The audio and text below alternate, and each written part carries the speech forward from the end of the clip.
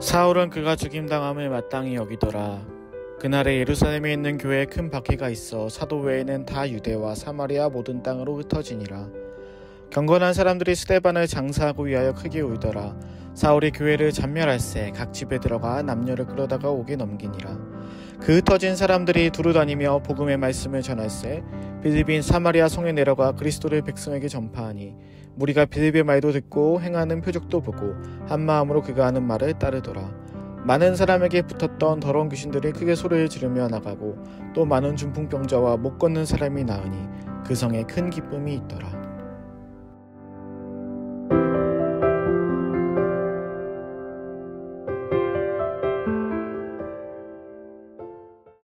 좋은 아침입니다. 이번 주에는 사도행전 8장을 살펴보겠습니다. 사도행전이 5장까지는 사도들의 이야기가 주로 나오고 6, 7장은 스데반 집사님의 이야기가 나왔습니다.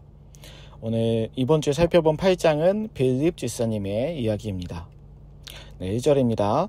사울은 그가 죽임당함을 마땅히 여기더라. 스데반이죠. 그리고 그날에 예루살렘에 있는 교회에 큰 박해가 있어 사도 외에는 다 유대와 사마리아 모든 땅으로 흩어지니라. 스데반 집사님의 순교 이후 예루살렘 교회의 성도들은 인근 지역으로 뿔뿔이 흩어졌습니다. 그동안 핍박이 있어도 잘 버텨왔던 예루살렘 교회였습니다. 그러나 이제 더 이상 교회가 모이기 어려운 사태를 직면하게 된 겁니다. 2, 3절에서는 이게 더 악화되는 걸 보여줍니다. 2, 3절입니다. 경건한 사람들이 스데반을 장사하고 위하여 크게 울더라. 사울이 교회를 잔멸할세 각 집에 들어가 남녀를 끌어다가 옥에 넘기니라.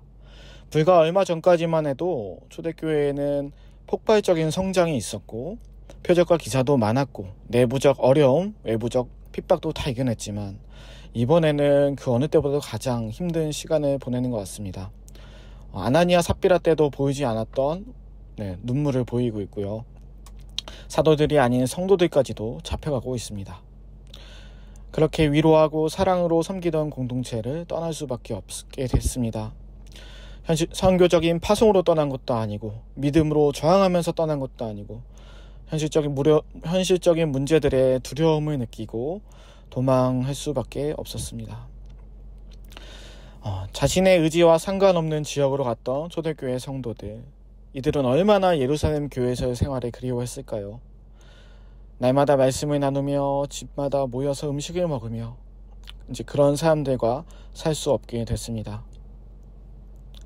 그러나 비록 자신이 원하지 않는 곳에 있었지만 자신과 비슷한 사람들과 지낼 수 없었지만 그래도 복음 안에 살았던 사람들이었기에 이들은 그곳에서도 복음을 전했습니다. 4에서 7절입니다. 그 흩어진 사람들이 두루다니며 복음의 말씀을 전할세 빌립이 사마리아 성에 내려가 그리스도를 백성에게 전파하니 무리가 빌립의 말도 듣고 행하는 표적도 보고 한 마음으로 그가 하는 말을 따르더라. 많은 사람에게 붙었던 더러운 귀신들이 크게 소리를 지르며 나가고 또 많은 중풍병자와 못 걷는 사람이 나으니. 흩어진 성도 중 한 명인 빌립 집사님의 이야기입니다. 빌립 집사님의 전도 사역에도 많은 일들이 있었습니다. 또 특별히 7절 후반부에 보시면 못 걷는 사람이 나오는데요. 사도행전 3장에서 혹시 성전 미문 앞에서 구걸하던 못 걷는 자를 기억하실까요? 열심히 기도하고 성령을 받은 사도들이 교회에서 나와서 어떻게 보면 교회 밖에서 처음으로 기적을 행했던 게 바로 사도행전 3장 못 걷는 자를 낫게 하는 사건이었는데요. 오늘 빌립 집사님도 이제 그 일을 하고 있는 겁니다. 사마리아라는 당시에는 무시받던 지역에서 5절처럼 예수 그리스도를 전파하며 못 걷는 자를 낫게 한 겁니다. 그래서 8절에 보면 이렇게 나옵니다. 그 성에 큰 기쁨이 있더라. 결론적으로 말하면 이거죠. 예루살렘 교회가 당한 핍박이 결국 성도들을 각 지역에 흩어지게 만들었고 이제 그 지역들에서 복음의 기쁨이 넘쳐나게 됐습니다. 그럼 오늘 말씀을 정리해 보겠습니다. 처음 핍박을 받을 때만 해도 초대교회 성도들이 전반적으로 느꼈을 감정은 슬픔과 두려움이었을 겁니다. 기도 가운데 뽑힌 스데반 집사님이 순교하셨고 자신들의 터전도 잃고 가정의 생존권이 위협당하고 어떻게 보면 복음으로 인해 받게 되는 핍박이 이들의 삶을 망가뜨리는 것처럼 보입니다. 이들은 일시적으로 고난의 시기를 버텨보자고 흩어졌을 겁니다. 언제금 다시금 돌아올 날을 기대했겠죠. 그러나 하나님은 그곳에서 버팀의 시간만 갖게 하시지 않았습니다. 그곳에서 기쁨의 시간을 맛보게 하셨습니다. 그들이 도망간 그곳에서 예루살렘에 못 걷는 자가 누릴 수 있었던 기쁨과 은혜를 그 지역에 못 걷는 사람도 누릴 수 있게 하였습니다. 그럼 말씀을 적용해 보겠습니다.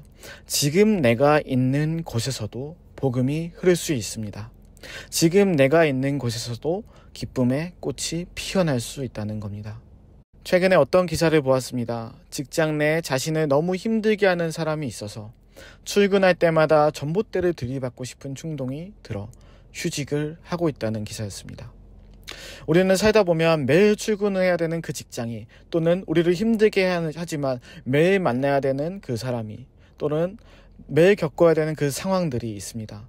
그래서 이 기사 속 사람처럼 자기 자신을 망치는 방법을 택하고서라도 그 사람, 그 장소, 그 상황을 그만두고 싶어 합니다.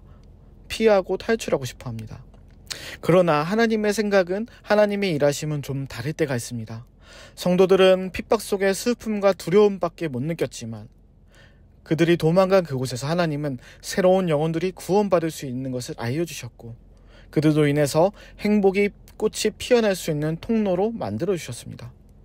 그래서 우리는 기도해야 합니다. 내가 지금 있는 이곳에서 나를 이곳으로 인도해 주신 하나님께 기도해야 합니다. 내가 지금 만나게 된 사람 때문에, 내가 지금 반복해서 겪고 있는 나를 지치게 하는 상황들을 두고 하나님께 기도해야 합니다. 나의 슬픔을, 나의 두려움을 주님께서 기쁨과 행복으로 바꿔주실 것을 믿으며 기대하며 말입니다. 도무지 알 수 없는 하나님의 뜻이어도 우리는 현재 상황을 보고 슬퍼하고 있지만 말고 하나님을 향해 그 뜻을 구하며 이 가운데서도 기쁨을 맛보게 하실 하나님의 일하심을 믿음으로 믿고 나아가야 합니다. 그러한 하루가 되기를 원합니다. 기도하시겠습니다. 하나님, 내부적 어려움도 외부적 핍박도 잘 버텨온 초대교회가 거대한 핍박 앞에 결국 뿔뿔이 흩어지게 되었습니다. 터전을 잃고 두려움 속에 하루하루를 보내고 있는 슬픔 가운데 보내던 성도들이었습니다. 그러나 하나님, 그곳에서 하나님은 그들을 통해 복음이 흐르게 하시고 기쁨의 열매를 거둘 수 있게 하셨습니다. 하나님, 현재 내가 있는 이곳에서 기도합니다. 현재 내가 또 마주하게 되는 사람을 두고 기도합니다. 좋은 감정, 좋은 생각 하나 안 들 정도로 메말라 버려 보입니다.